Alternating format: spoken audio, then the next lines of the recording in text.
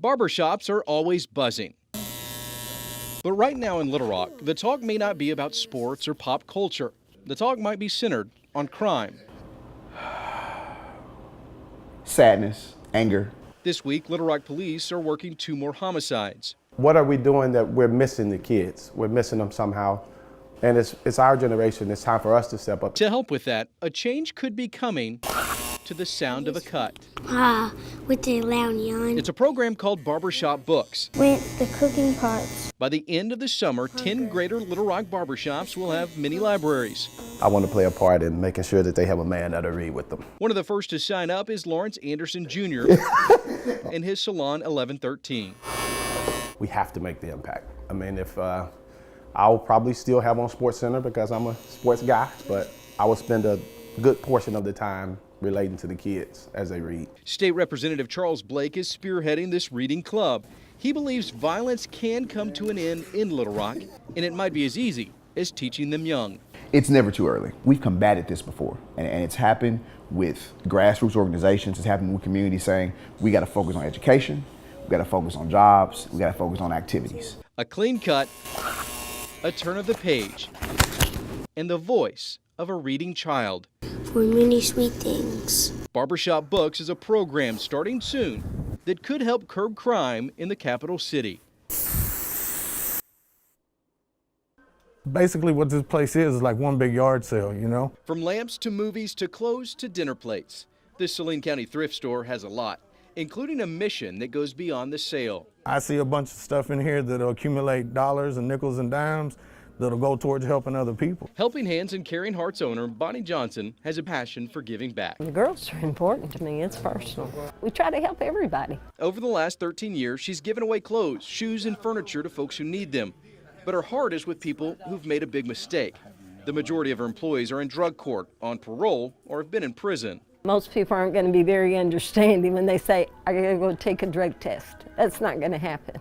But that's one of the things we do here. I understand they have to leave. I understand they have to be at meetings. I understand. It's an understanding that might have started with her son. Oh, Mom, I love you. In '93, I caught a murder charge. I was acquitted of my murder charge. I went down on lesser charges. James Gross has spent a lot of time behind bars, but with a renewed faith and a strong mother, he's changing. Statistically, I shouldn't be here. You know what I mean? I should be incarcerated. I should be doing a life sentence. That's how I know God has got something for me. And he is my success story. I've seen it. A thrift store in Saline County is offering more than a discount. It's offering solutions. And they said I couldn't do it, but 13 years in April says I can. For most folks, a trip to the zoo is full of excitement. But what about the workers who see these animals nearly every day? I just feel like I needed a second chance in life. For Kevin Presley and Henry Lee Pritchett, the zoo is a job. But it's more than just punching the clock. It's also a way out of their past. I was just asking myself, like, man, is this the life I want to live? The bad road or the good road? So I chose the good road, man. Both Kevin and Henry admit to making some bad choices, some legal issues they had to work out. Maybe, broke the law when we was younger and got a record, and people don't really want to hire you because of you have a past history or record. And thanks to the City of Little Rock and its reentry program, both have steady jobs.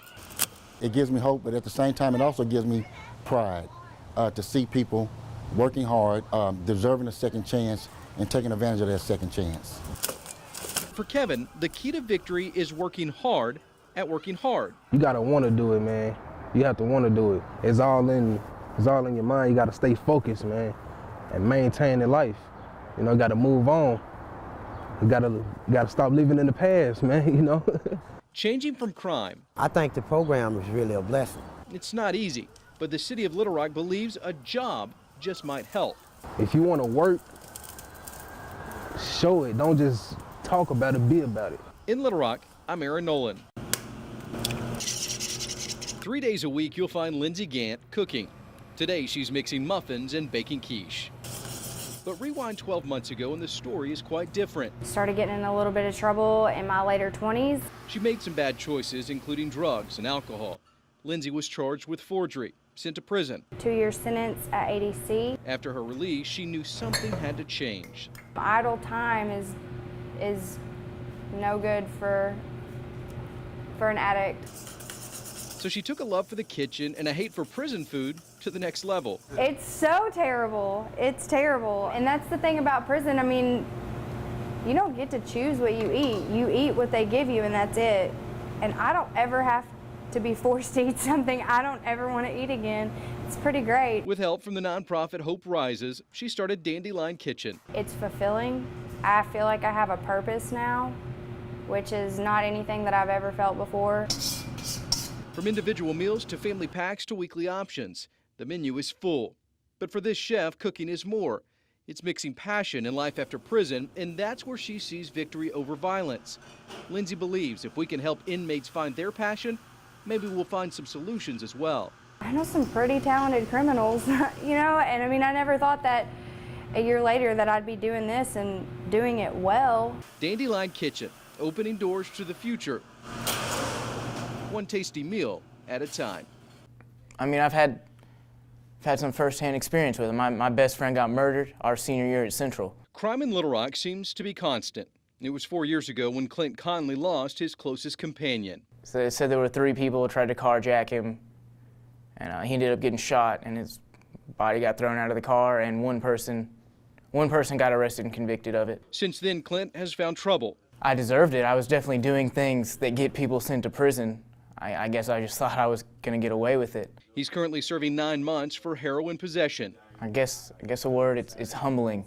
But thanks to the Exodus Project, this inmate is looking for a change when he's released in June. It's just the chance to get to come here every day, like it's a privilege. The project targets prisoners and gives them hope through 240 hours of classroom work with lessons on getting ahead, recovery, re-entry, and even entrepreneurship. But when they get out, it's very, very difficult for them to re-enter and be restored to their community or to their family. They need help. A very simple phrase we use, live life on purpose. Just be intentional. No, I love you. I'm so proud of you, Ross man. Kendrick graduated in December. My life was out of control due to drugs and a life of crime. I stopped at no cost to get drugs. The program changed my life. It set a new hope in me that I didn't have before. As for Clint, he graduates this week. It gives me hope just that I even got the chance to come here and I get to take these classes. The Exodus Project is teaching lessons in hope while maybe providing victory over violence. I've been multiple places, so it's kind of hard to say where I'm actually from. This is 18-year-old Jerron Clark. I've been to 15 different schools my whole life. His teen years have been tough. Dropped out of school at 13. But despite his past, his future is bright. That was hard to achieve, in my case anyway. He found a place to belong, a place to learn. Immerse Arkansas is changing patterns in teens who fall in gaps in the welfare system. We're almost like, you're that age, you should figure it out now and good luck.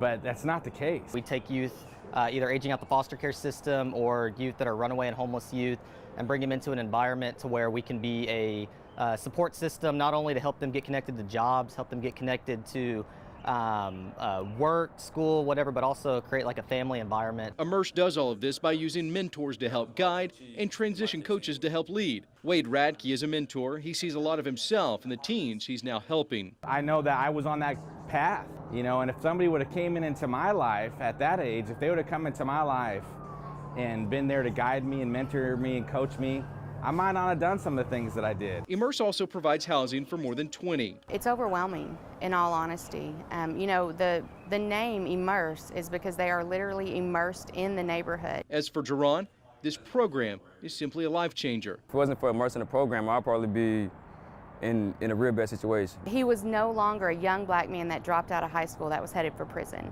You know, he was changing his life. Filling gaps in Central Arkansas with hope, help, and healing. Immerse Arkansas is working to be a solution. In North Little Rock, I'm Aaron Nolan.